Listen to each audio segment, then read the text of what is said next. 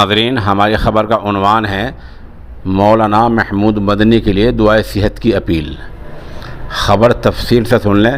جمعیت علماء ہند کے روح رواں قائد اعظم حضرت مولانا محمود مدنی دامت برکاتہم کی رپورٹ کورونا کے اعتبار سے مثبت آ گئی ہے، پازیٹیو رپورٹ آئی ہے، ان کو کورونا بتایا گیا ہے۔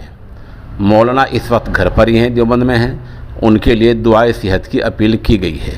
خبر کی تصدیق کے لیے سوشل انڈیا نیوز کے اس نامہ نگار نے مظفر نگر کے رہنے والے جمعیت کے ایک اہم ذمہ دار جناب قاری ذاکر حسین سے رابطہ کیا ہے۔ انہوں نے فون پر خبر کی تصدیق کی ہے اور سوشل انڈیا نیوز کو بتایا کہ ہاں مولانا کی کورونا کی رپورٹ مثبت یعنی پازیٹیو آ گئی ہے اور مولانا گھر پر ہیں، دعائے صحت کی اپیل کی گئی ہے۔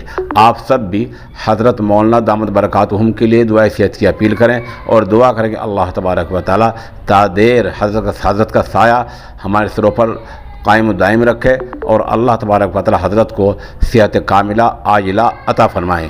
آمین ثم آمین۔